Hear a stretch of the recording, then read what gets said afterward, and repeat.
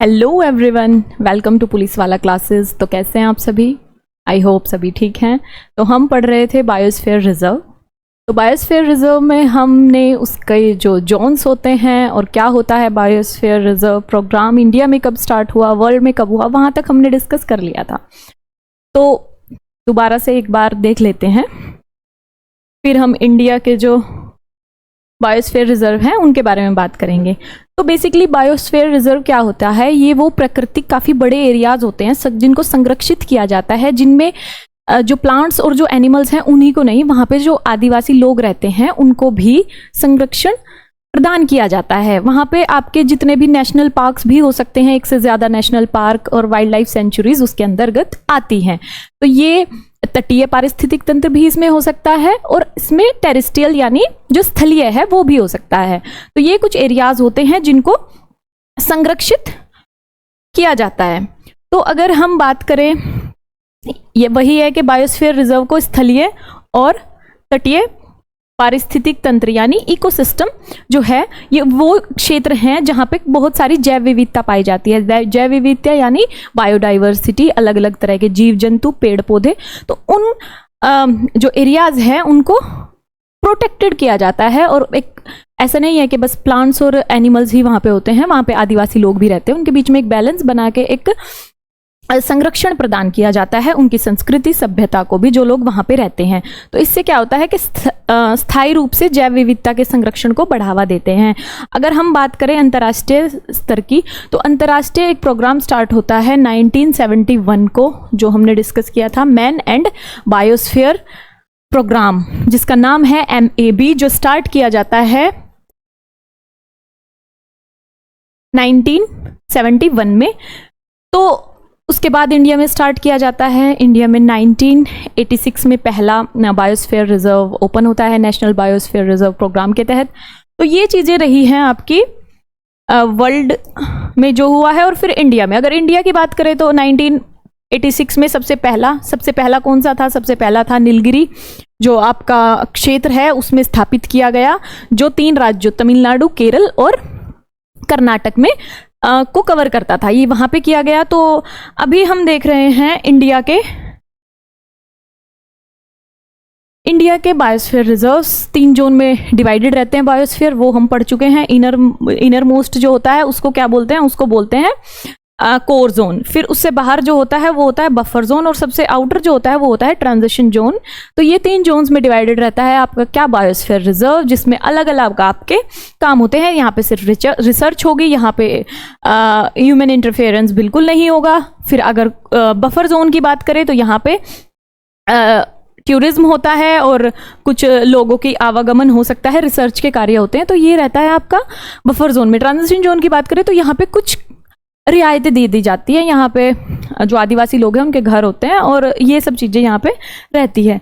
तो अभी हम नेक्स्ट चलते हैं। हम देख चुके थे कि इंडिया में 18 आपके टोटल 18 बायोस्फीयर रिजर्व है, जो यूनेस्को की जो सूची है उसके MAB प्रोग्राम के तहत ये हैं 12 यूनेस्को की सूची में शामिल हैं बायोस्फीयर रिजर्व। टोटल है 18। तो अभी हम 1 बाय 1 देखेंगे कि भारत में कौन से हैं। तो सबसे पहले हम देखते हैं पंचमढ़ी बायोस्फीयर रिजर्व के बारे में, जो कहाँ पे लोकेटेड है। ये आपका लोकेटेड है मध्य प्रदेश में आपका लोकेटेड है पंचमढ़ी बायोस्फीयर रिजर्व। ये स्टैब्लिश किया जाता है, इसको भारत सरकार बायोस्फीयर का दर्जा देती है 1999 यानी 1999 को। यहाँ पे ये लोकेटेड है मैप में। आप ये MP का मैप है, मध्य प्रदेश का मैप है, जहाँ के मुख्यमंत्री हैं कौन? शिवराज सिंह चौहान। यहाँ पे ये लोकेटेड है। ये है पिक्चर, आपने अगर गए हैं तो देखी होगी, नहीं गए हैं तो यहाँ पे देख लीजिए और जाइए घूमने। तो ये है, ये स्टैब्लिश किया जाता है एज ए बायोस्फीयर रिजर्व 1999 को, और इसको यूनेस्को अपनी सूची में शामिल करती है 2009 को। और यहाँ पे अगर हम बात करें एनिमल की या कौन सी जीव या किसके लिए ये फेमस है, तो यहाँ पे गिलहरी पाई जाती है, गिलहरी के लिए ये फेमस है। तो नेक्स्ट हम चलते हैं, नेक्स्ट देख लेते हैं। जो सबसे पहला आपका स्टैब्लिश किया जाता है बायोस्फीयर रिजर्व, ये इस वजह से महत्वपूर्ण हो जाता है, तो इसका ईयर आपको याद करना होगा। ईयर तो आप सभी के याद कर लें, बट जो मेन है उनके तो काफ़ी इंपॉर्टेंट हो जाते हैं। नीलगिरी बायोस्फीयर रिजर्व ये आपका स्टैब्लिश किया जाता है 1986 को, और यूनेस्को इसको अपनी सूची में ऐड करता है 2000, सन 2000। ये इंडिया का पहला बायोस्फीयर रिजर्व था, जो कहाँ पे, कर्नाटक, केरला और तमिलनाडु, ये 3 राज्यों में आपका यहाँ पे ये स्थित है। तो ये है पिक्चर नीलगिरी बायोस्फीयर रिजर्व की। तो नेक्स्ट हम देख लेते हैं, नेक्स्ट है आपका great Nicobar biosphere reserve.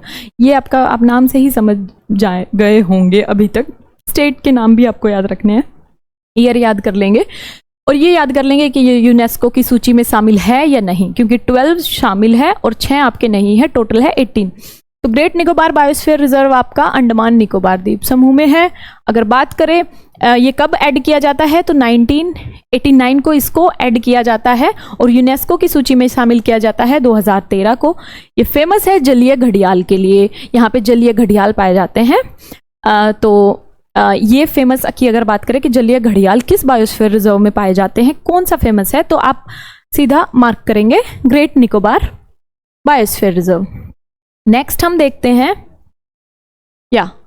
Cold desert biosphere reserve. तो कोल्ड डेजर्ट बायोस्फीयर रिजर्व की अगर बात करें, ये लोकेटेड है कहाँ पे, आपका हिमाचल में। ये आप मैप में देख रहे हैं, ये यहाँ पे लोकेटेड है हिमाचल में। ये आपका है कोल्ड डेजर्ट बायोस्फीयर रिजर्व। देखने में कुछ ये इस तरीके का दिखता है आपको। और अगर बात करें इंडिया में कब ऐड किया गया, तो इंडिया इसको ऐड करता है बायोस्फीयर रिजर्व में 2009 में। और ये फेमस है किसके लिए, हिम तेंदुआ के लिए। हिमाचल में है हिम तेंदुआ, आप ऐसे याद कर सकते हैं, हिम यानी बर्फ, तो आप इस तरीके से इसको याद करेंगे। नेक्स्ट हम देख लेते हैं नंदा देवी बायोस्फीयर रिजर्व के बारे में। तो नंदा देवी बायोस्फीयर रिजर्व की अगर हम बात करें, तो ये लोकेटेड है आपका उत्तराखंड में। ये कहाँ पे लोकेटेड है, ये आपका लोकेटेड है उत्तराखंड में यहाँ पे।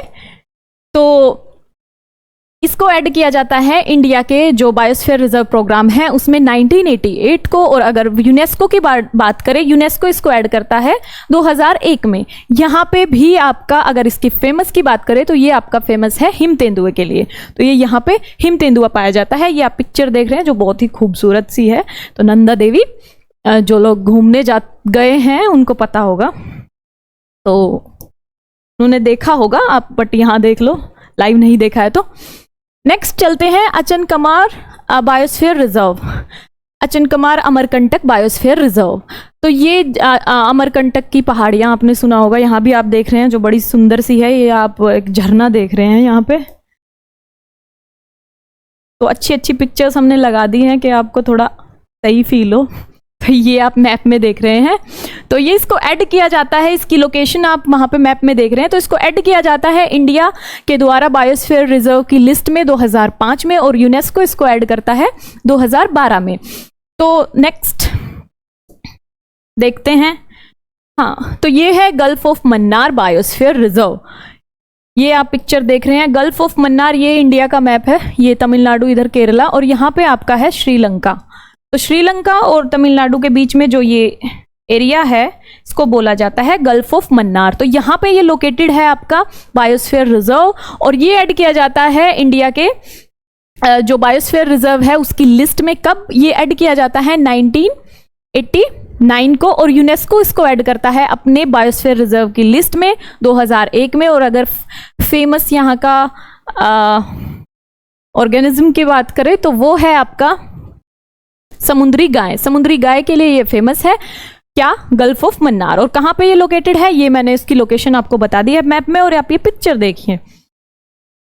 फिर नेक्स्ट देखते हैं, नेक्स्ट है आपका अगस्ता मलाई बायोस्फीयर रिजर्व। मलाई करके जितने भी हैं, मंगलम, मलाई, ये सब चीजें आपको पता है कहाँ पे है, ये आपकी तमिलनाडु में है। तो इसको इंडिया ऐड करती है अपने बायोस्फीयर रिजर्व की लिस्ट में 2001 में, और यूनेस्को में ये ऐड किया जाता है अभी कुछ साल पहले, अभी तो नहीं, काफी साल हो गए वैसे तो, 2018 में। और ये भी फेमस किसके लिए है, समुद्री गाय के लिए है, और लोकेटेड है ये तमिलनाडु राज्य में, जो यहाँ पे आपका पड़ता है। नेक्स्ट हम देखेंगे नोरनेक नेशनल पार्क। तो नोरनेक नेशनल पार्क की अगर हम बात करें, ये लोकेटेड है आपका मेघालय में। यहाँ पे आपका ये लोकेटेड है मेघालय में, जो आपका बांग्लादेश के ऊपर आपका हमारा नॉर्थ ईस्ट का एक स्टेट है। और अगर हम बात करें इसके इंडिया के अगर बायोस्फीयर रिजर्व की लिस्ट की बात करें तो ये ऐड किया जाता है 1988 को, और यूनेस्को इसको ऐड करता है 2009 में। और ये फेमस किसके लिए है? ये फेमस है रेड पांडा के लिए। रेड पांडा के लिए ये फेमस है। तो ये आपने पिक्चर देखी, और ये है पिक्चर जहां एक आंटी हैं जो कुछ घूम रही हैं। तो जाइए आप भी घूम के आइए, बट पहले पढ़ाई कर लो, यहीं पे देख लो, बाद में घूम लेना।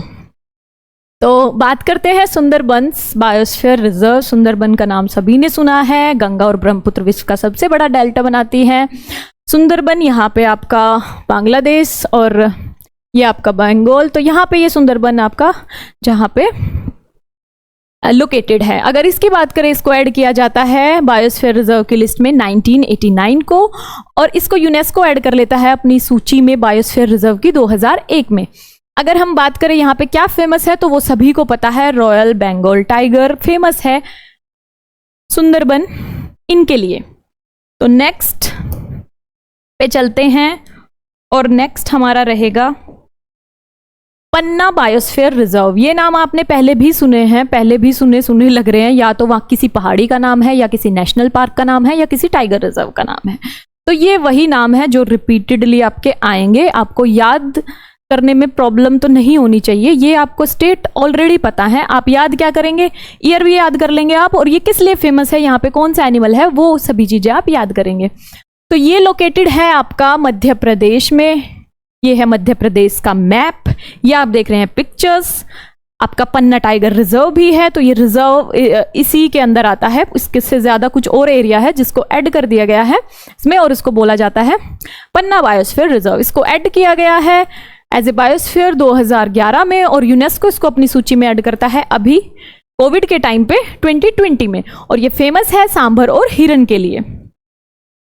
नेक्स्ट चलते हैं मानस बायोस्फीयर रिजर्व। तो मानस बायोस्फीयर रिजर्व की अगर हम बात करें, ये है आपका असम में। जो यहाँ पे मैप दिया है गलत, ये गलती से ऐड हुआ है, ये है असम में। और अगर इसको बात करें हम कि ये इंडिया ने कब इसको 1989 में इसको ऐड किया जाता है इसमें लिस्ट में इंडिया के बायोस्फीयर रिजर्व की। और इस यहाँ पे क्या मिलते हैं आपके? एशियन हाथी और एशियन लंगूर, गोल्डन लंगूर, सॉरी गोल्डन कलर के लंगूर आपको मिलेंगे अगर आप यहाँ जाएंगे तो।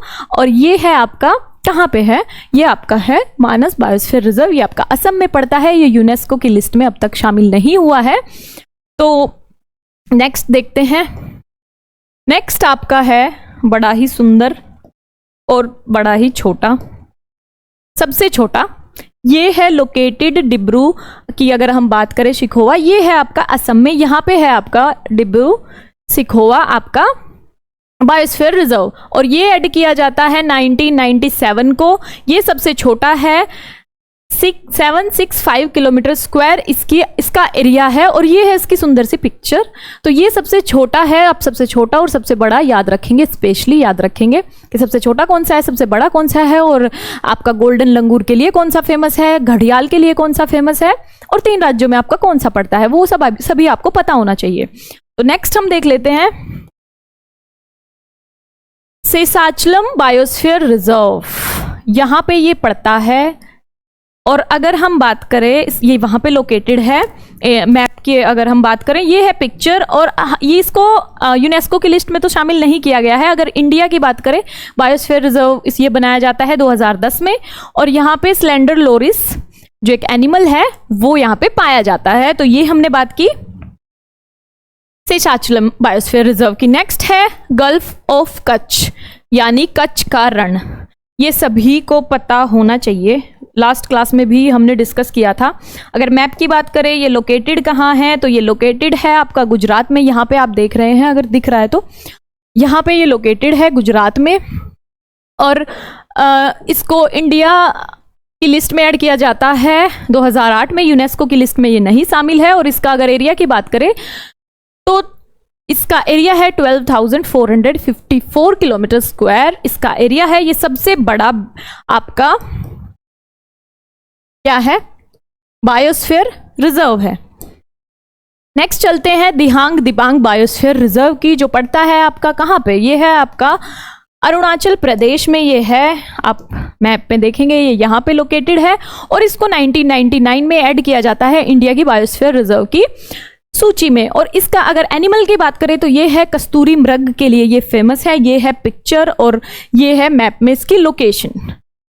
तो नेक्स्ट की बात हम करते हैं। नेक्स्ट है आपका सिंपलीपाल बायोस्फीयर रिजर्व, जो आपका पड़ता है कहाँ, ओडिशा में।